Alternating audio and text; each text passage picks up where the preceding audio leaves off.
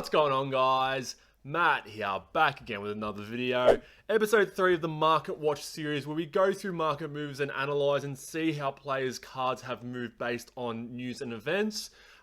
Just keep in mind that this is being recorded 24 hours before release. So just a little bit after, just after the Bucks and the Hawks game. So game 1 of that series has just happened. Trey Young's obviously just gone off.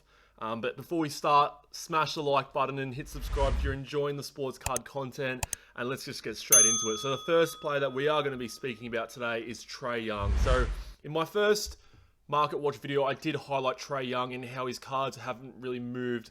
And since then, you know, we can actually look at the last 14 days and his cards have only gone up 1.51%.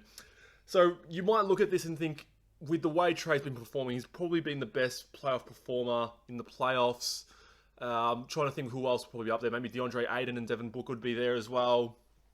But with Trey Young, he's only got up 1.51% over the last 14 days. So I think this is a consequence of the Hawks being underdogs, because each round they've played, even against the Knicks, they were the 5th seed, so they probably weren't expected. It would have been a 50-50 series against the Knicks if you really looked back at it. And then against the 76ers, people would have thought the 76ers would have won that series. So people would have panic sold Trey early just before he got potentially knocked out by the 76ers. And then now that Trey has actually beaten the 76ers and is in the Eastern Conference Finals, I think people are a little bit shocked and are unsure, you know, why this has happened really. And really, I think the panic selling has caused his prices really to not move at all. I don't think people were anticipating Trey would be making it this far. And I think as we kind of move on a little bit more, we're going to slowly see the rise of Trey Young's cards. So I think that was a bit more my take on why Trey's cards haven't really gone up, even though he's probably been the best playoff performer. And you also got to remember, people were saying we're preferring Luka over Trey because Trey gets all the stats, but he never wins. And he's won now, and nothing's really moved. And I think people aren't reacting to that. They aren't reacting to it really. So the card I just wanted to look at quite easily is the Trey Young Optic Base PSA 10 card. Hype hop count on this just over 1,700. So not high, but just around average, I'd say, for a base card. Probably more at PSA as well. And as you guys can see, it slowly dips throughout the season, and then we've had this slight little spike up from the start of the playoffs. So around $137, and this card has rocketed up to $180. So nothing too crazy there, but a slight 20 to 30% increase on the Trey Young Optic Base PSA 10. Another thing I did want to highlight as well with Trey is, at the start of the season, I like to look at player ratios, and with Luka and Trey, I think it's a very easy one because they're the same rookie class and they're compared to each other a fair bit. So with Luka to Trey, the ratio has always around about been 3-1. So you'll find Luka's cards are priced three times the price of Trey's cards, and you might. No offense to Luka, like, he's a great player for 40s, but I don't think he should be 3 times the player of what Trey is. And I think these players have pretty much proved that. Like, I'm not saying they should be the same price or Trey should be more, but at least within a half of Luka's cards. And on Market Movers, you can actually see this quite well. So when you compare their, I've gone specifically for their rookie cards, Luka to Trey. Luka's a price on a 7-day average 2.94 times Trey's cards. And this hasn't really moved since the start of the season. I looked at it at the start of the season when I was trying to buy Trey cards, and it was around 3-1 as well. And even going to the ending average, this actually jumps up to 4.35. So yeah, that's just something I was looking out for. Obviously, this ratio, this card over here, has a bit of a later sale compared to Trey's here. As in, the Luka Doncic one is probably at more of his peak versus Trey. So that probably bumps up the average a little bit more. But I just thought it was interesting that the ratio hasn't really changed throughout the season. Trey's prices haven't really moved. And you can obviously see that in the reputation and respect people are giving to Trey, because they still think, in terms of the card market, that he is a third or he's valued at a third of the price of Luka Doncic's cards. So something interesting there. If you want to pick up Trey and you do think he should be, that gap should be a little bit closer with Luka, it's not a bad buying opportunity. But yeah, he's definitely shown a lot more than a lot of people, a lot more than what people were expecting. So the next player I did want to look at is his teammate Kevin Huerter. So Game 7 of the Philadelphia and Hawks series, Kevin Huerter hit 27 points. Yeah, he hasn't really done too much in the playoffs. He's had a few good games here and there, but this was really his big game to kind of highlight everything. And he had a great press conference where he was, I forgot what the nickname he was calling himself, but basically his teammates were praising him. And I said it at the start of the season as well, Kevin Huerter was always going to be the better starter over Cam Reddish. I know a lot of people were hyped on Cam Reddish in the offseason, even more than DeAndre Hunter, funnily enough. But I always said a starting lineup of Huerter, Hunter, TRAE, Collins, and Capella, I think it was, would be a great starting lineup for Atlanta and better for them. And it's shown because Huerter is the starter now. So I think people were kind of sleeping on Huerter, and this 27-point game has really pushed him up a little bit more. Over the past 7 days, he is up 22%. So a huge jump. And I think another thing I wanted to highlight as well is I'm glad to see that with these great performances, we're starting to see those 20 to 30% sort of increases with cards. I think I was sort of getting a little bit worried that with great performances, we weren't even seeing increases. We were just seeing like 0%, 1%, 2% sort of increases. But it's great to see Kevin Huerter have a great performance and the market is reactive to it. So I think the market sort of needs those moments where people are reactive to them. And I think with Kevin Huerter having that 22% increase, it really is a good thing for the market. Like, just to show that people are still excited about cards and still wanting to buy cards if players have a great game. But yeah, that was just something I wanted to note. So the card I did want to look at is his Prism PSA 10 Silver. Low pop get at 268. Probably should be higher, but I don't think people are wanting to send Kevin Huerter Silver Prisms in. They probably will be now. And they also probably would be in some in the backlog. But going through, we'll look at the last 3 months. We'll put it on full screen. So it is trending up. I mean, it was at $99 3 months ago, but as you can see, with the drop, it was a pretty heavy drop into the playoffs where you could actually pick one up for $37. I don't know who actually got one at $37 US. That's a huge steal.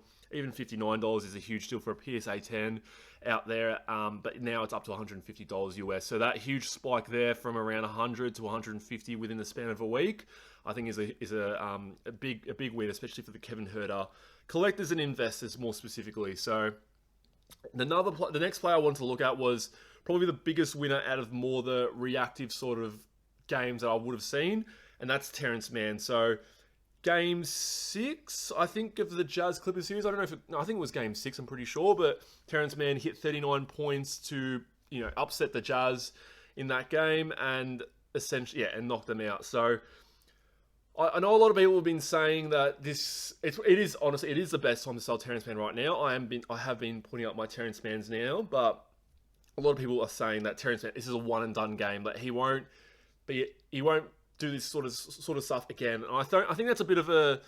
I don't really agree with that statement. I think if you guys look at his final game for the regular season, I know it was against the bench players. He did have like a 25-point triple-double sort of game, and he's had sort of these flashes during the season. Nothing as crazy as a 39-point game, but he is a great player in terms of offensively. He can knock down that corner three, and he also plays great defense. I did say against the Mavericks, he had to be playing more minutes on Luka, not to stop Luka, but really to slow him down, because it is hard to stop Luka completely. But yeah, I'm glad to see again a player who's been playing well and had a great game have a reactive sort of change in the market. So last 7 days up 62%, which is a massive jump for his prices. Prism PSA 10 Silver, low pop count 154. I'm assuming there is a bunch at PSA right now. I wouldn't be sending them in unless he can maintain this sort of play, and depending on when if PSA do open their economy submission service. I was just listening to Nat Turner on Sports Card Nonsense, and he did say that they were looking to open up again and allow people to send in 10 to 15, with a $10 to $15 service, because he was sort of right. He's a collector himself, and he was saying that some people like to grade their cards to finish off their sets, and if it's a 1981 sort of card and it's worth only $5, you're not going to be sending it in for a $50 service to grade each card. So I'm glad to hear that they will be opening up the $10 service again, whether that be in 6 to 12 months. I don't know, but it's still a great thing for the hobby that you will have that chance and that opportunity to still send in your low end cards, because even for myself personally, I do want to be sending in some of my cards that I've had since I was a little kid.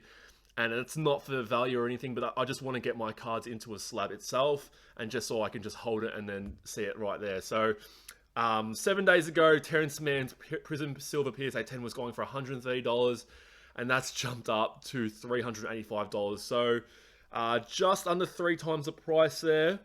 This was the highest rising card for Terrence Mann. But I just wanted to highlight that because, yeah, that was a huge jump. I don't know if I'd be buying a Terrence Mann Prism Silver PSA 10 at $385. The only way I can justify that price is if you honestly think that he's going to be winning the Finals MVP and the Clippers win the championship, obviously, but I can't see that happening. I can honestly see the Clippers winning the championship, but I can't see Terrence Mann being the Finals MVP. There's too many players around him that are just going to take that spotlight away from him. He's just a great, solid role player that I do want to highlight. The next player, the last player I do want to highlight is Kevin Durant. So knocked out in Game 7 against the Milwaukee Bucks. You can't blame Kevin Durant for, the loss of the series, really. He had Kyrie, who was out since Game 3 or 4. And then you had James Harden, who was out since Game 1. Played Games 6 and 7, but pretty much had a strained hamstring, which is a hard thing to play on. And I understand that James Harden isn't the greatest player performer, but when you're playing on a strained hamstring, it doesn't give you much. And I think James Harden was really there for the spacing and for that Nets team to, give Kevin Durant that spacing on the floor, because if it's just Kevin Durant on the floor, you're just going to pretty much double him every time. And if you have James Harden there, you know that he can knock down a shot. And yeah, that's just something I want to know. So the last 7 days, he's down 11%. I do like Kevin Durant long term. If you want to have a buying, this would be a great buying opportunity. I probably would wait a little bit longer before getting into Kevin Durant, but I do think it's a great buying opportunity. He's probably, it's a bit of a, I'd say he's definitely a top 5 offensive player of all time. Someone who's 7 feet tall and can hit 3-pointers consistently at a great clip. He's just going to be well known, and he's had all that sort of Golden State, villain sort of move, but I think Kevin Durant will be remembered as an all-time great. He will be remembered as an all-time great. And compared to a Steph Curry, if he does win another championship, I do think when you compare those sorts of players that Kevin Durant will have room to grow, especially looking at his cards. So the card I did want to look at was his Topps base PSA 10, 2,873 pop count. Last 7 days, gone from $798, and it's sort of stayed around the same price. I think this slight rise around the 19th and the 20th was Game 6. So Game 6 was where he had the 49-point triple-double. But yeah, so another thing as well, if we go back even further, I know Gary V was sort of pumping up a little bit. So you would, as you can see, it's really dropped in price a fair bit. Obviously, the PSA cards are coming back slowly. But Gary V was also someone who preached about Kevin Durant a fair bit during the off-season. And then we've had these sorts of waves and ups and downs with Kevin Durant, as we would have seen, which is normal. We've had a heavy drop along with the market as well with Kevin Durant, and then we had that slight increase. But the peak of this card was at $2,000 US, and it's now around, that's $820 US. So if you do like Kevin Durant long term, I probably wouldn't be going for the base. Because it does, with the base going down, it does mean that the parallels are going down as well, and the more short printed cards. So I'd probably target those more. I've been doing that a little bit more. I know we're all banging on about base going down, but the parallels and short printed cards are going down as well. It's not like they're the safer investments, but they're also going down. But I'd also be probably looking at that because you finally have that opportunity to enter the market with Kevin Durant with a more short printed card, and a card that has more room to grow and seems safer, I guess. So to finish off like we did in the last week or the last couple of weeks, we're going to go through the biggest market rises for the month. And yeah, let's just see how we're going. I just realized at the start of the video, I said we were on episode 3. We're on episode 4. So disregard that if you've made it to this part of the video. I don't know why I said that. But as I was alluding to then, we'll go through the market movers. And as we can see, Terrence Mann, one of the biggest risers.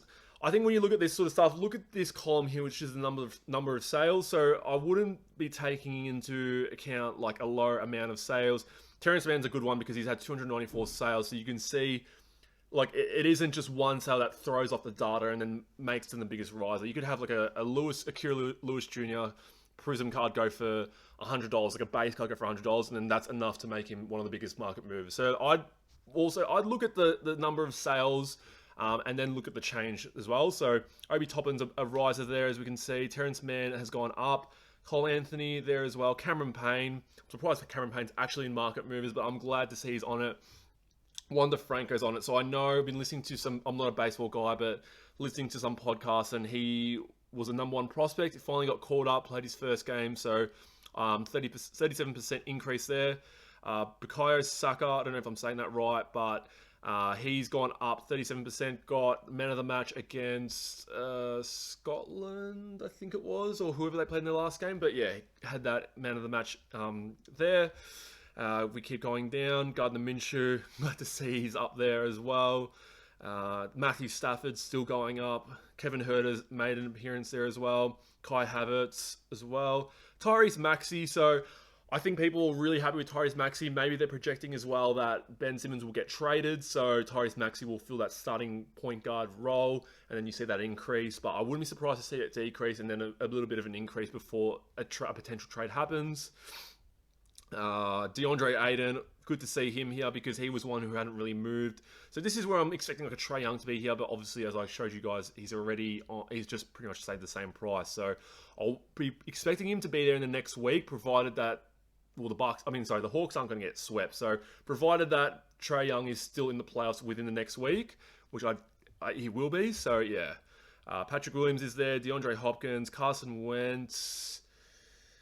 No real. AJ Dillon's still there. He's been there the last 3 weeks. And I don't know if it's because I know he's got a sports card break page and that's helping him a little bit. But Shohei Ohtani's here as well. Great to see that. Devin Booker, Chris Middleton, Giannis. So a lot of sales there, which is good to see and good to know.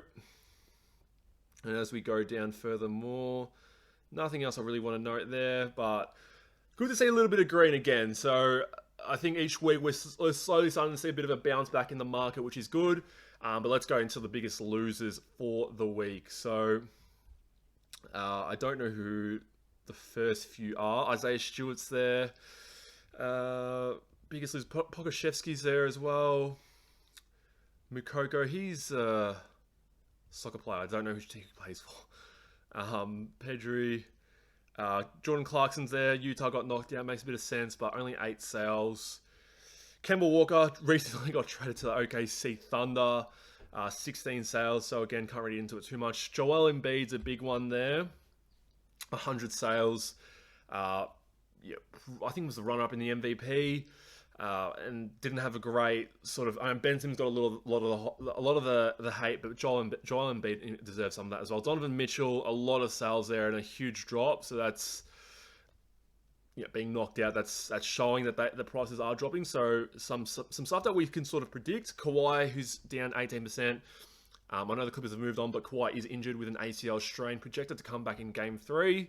So we'll see possibly a slight bump in that if all goes well. DeAndre Hunter injured, and I think the Hawks could use him right now, but they won Game 1, so maybe not. LaMelo Ball, a bit random there. Jordan Love's there as well. Kevin Durant, as I've just noted. And I think that is it. So yeah, if you guys enjoyed that video, let me know down below. And if there's anyone that you want me to be looking at during the market analysis, let me know as well. Give us a like and hit the subscribe button if you're enjoying the sports card content. And I'll see you guys in future videos. Take care.